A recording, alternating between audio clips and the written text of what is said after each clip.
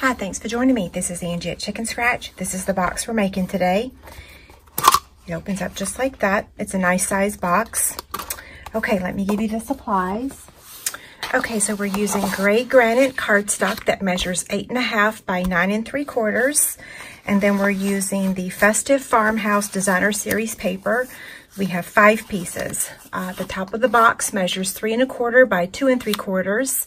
The front and the back, these panels right here, measure 3 1/4 by 1 3/8, and then the side pieces measure 2 3/4 by 1 3/8. I love this pack of paper. Okay, we also got some real red for our scallop circle here from the Layer and Circles framelits, and then this piece measures 5/8 by 5, and the other piece of gray granite measures 3/4 by 5, and then some Whisper White for our image here. Okay, so I'm going to get out the Simply Scored scoring tool and we'll score our box first. Okay, I'm going to place it on the 9 3/4 side. I call that the landscape side, and I'm going to score it at 1/2 inch, 3 1/2, 5 1/8, 8 1/8. I'm going to turn it on the 8 1/2 inch side, which I call that the portrait side, and I'm going to score it at 7/8 and 2 1/2, and I'm going to do that on both sides. So again, 7/8 and 2 1/2. I did use my Take Your Pick tool to score. I love it. Okay, so while I'm folding on the score lines, I'll tell you about my our Stampin' Anonymous tutorials.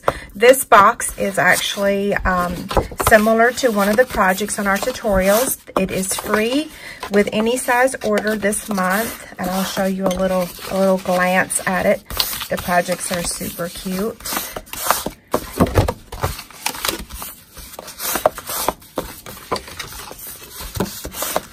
Okay, I'll grab that tutorial really quickly.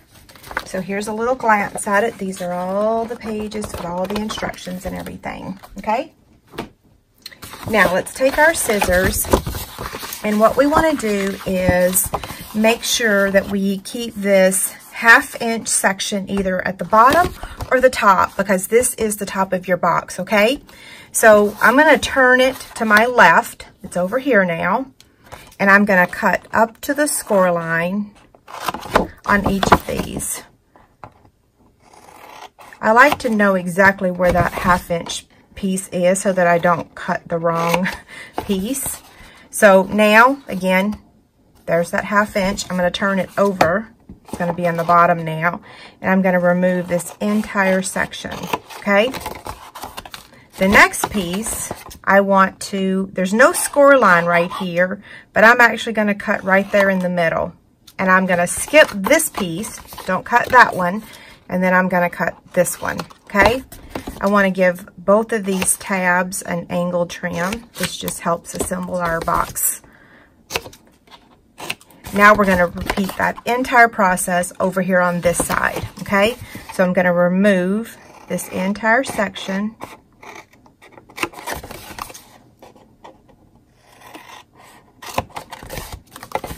And then cut up to the score line.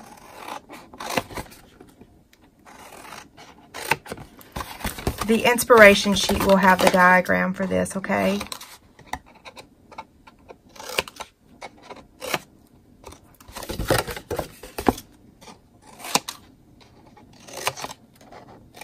Okay, I need to do an angle cut on these pieces here. So angle, angle, and then same thing on this side. Okay, I believe we are done cutting. Now we're going to take the Detailed Trio punch and round just these. Okay, that's it. So here's our box. Now I'm going to fold it and make sure that I got everything done correctly before I put my adhesive. And I did, so yay. So let's get some tearing tape, and we're just going to place adhesive on those 4 tabs.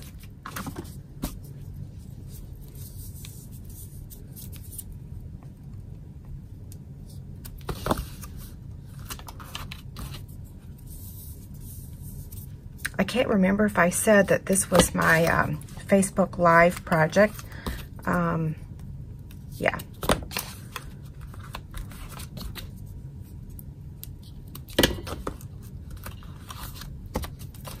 So we're going to remove the backing of the tear-in tape.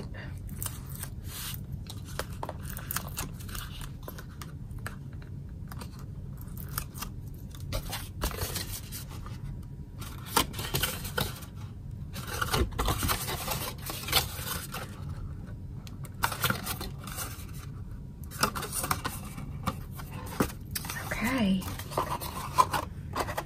There's our box. Now let's decorate it. I'm going to turn all the Designer Series paper over and add the adhesive.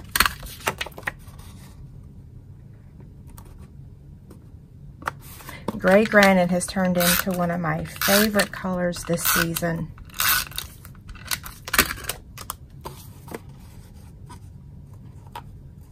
On my Facebook Live video, I showed all three of the grays, the basic gray and the smoky slate with the gray granite. And there's just something about this color that I really like. I think I said last night, the basic gray's a little dark, the smoky slate's a little light, and this one is just a happy medium.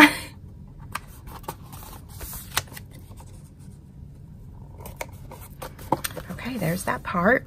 Now we're going to take the Whisper White cardstock, and although we're using Gray Granite cardstock, I'm using basic gray ink. You can use these grays together, okay?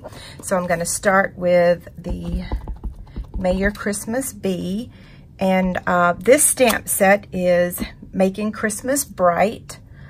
I love it. Love the font.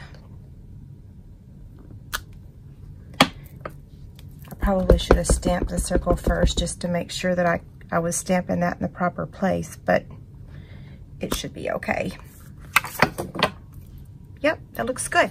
So we're going to cut that out with the 2 1/4 circle punch. And then we're going to get out the Big Shot, and we're going to cut out our scallop circle that is from the Layering Circles framelits. That is one of my staple framelits. I use it all the time. Okay, so Big Shot, magnetic platform, and a cutting pad. We're going to take that real red cardstock.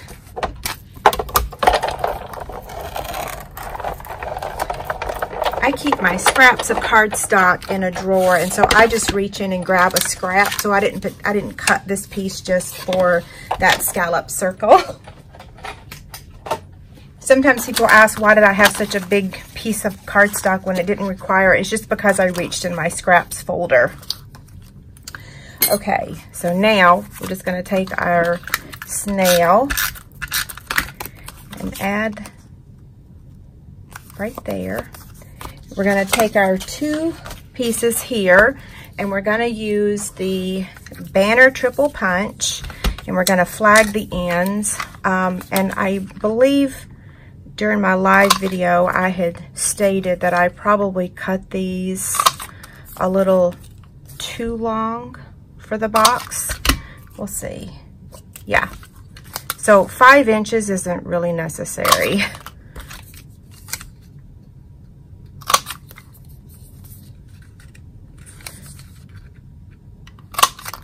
I'd always rather it be a little too big than too little, because you can keep trimming to make it smaller, but once you make it too small, then you're out of luck. You know what I mean? Okay, so I'm going to take the Real Red and add that just right in the middle. I like that it's hanging over a tad. And then I'll add the Gray Granite. This piece is going to get added with dimensionals. I'm using 3 because I'm actually going to use this box. Sometimes I only use 1 or 2, but if I'm going to use it, put something in there and give it away, then I want more. And now we're going to take the galvanized buttons along with the silver and white baker's twine. This is so pretty.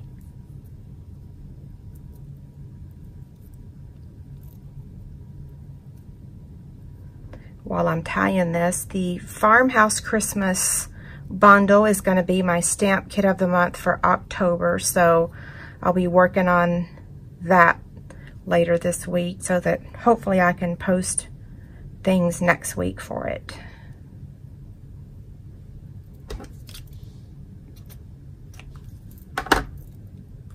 Okay, now I'm going to use my paper piercer to place this on there. And let me show you what I mean.